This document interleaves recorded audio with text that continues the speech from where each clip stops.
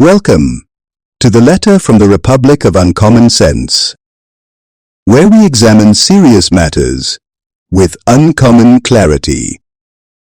I am your host, Kojo Mensa Principal, and today we talk about a piece of paper. A very powerful piece of paper.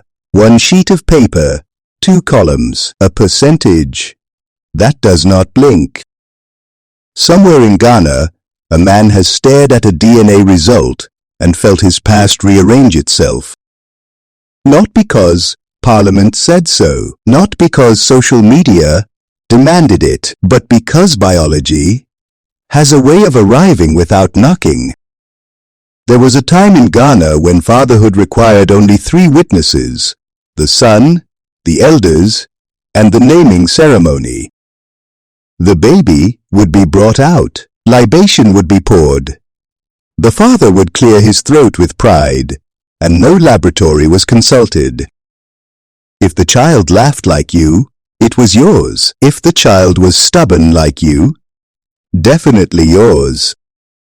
Science had not yet entered the compound. But times change, and as the elders say, when the drumbeat changes, the dancer must change the steps. Now the dancer has acquired a laboratory, and the lab does not smile, it does not argue, it does not negotiate, it simply prints. Not the father. 3 words that can rearrange 20 years. School fees do not disappear. Hospital nights do not reverse. The word daddy does not resign automatically. Yet 1% can introduce doubt into a very confident history. Before we go further, if this reflection is already stirring something in you, like this episode, share it, subscribe to the channel.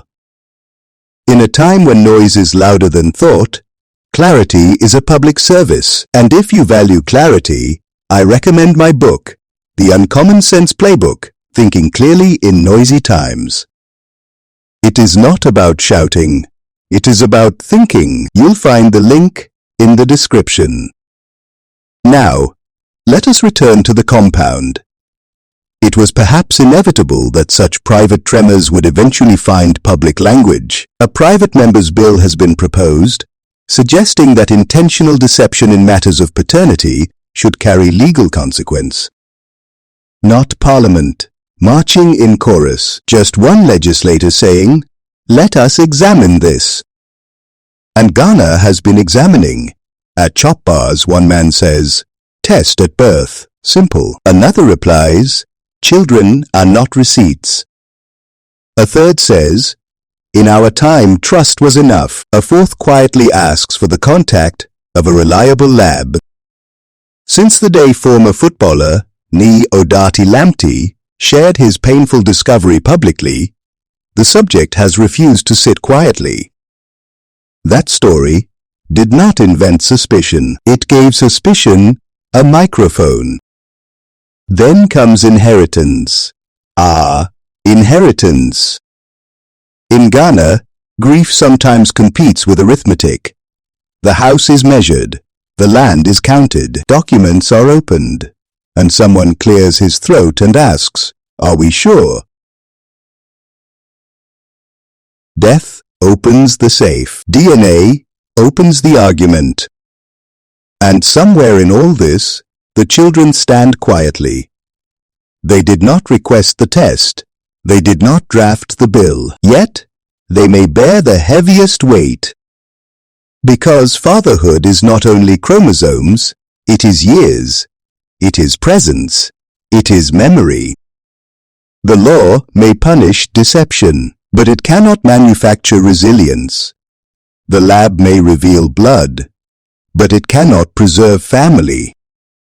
As the elders remind us, when the drumbeat changes, the dancer must change his steps. Science has changed the drumbeat. Society is still adjusting. And perhaps that is the real debate. Not merely punishment, but maturity. If this episode made you think. Do not scroll away quietly. Like it, share it, comment your perspective with sense.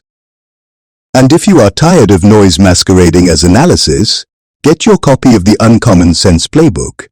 Thinking clearly in noisy times, because clarity is contagious.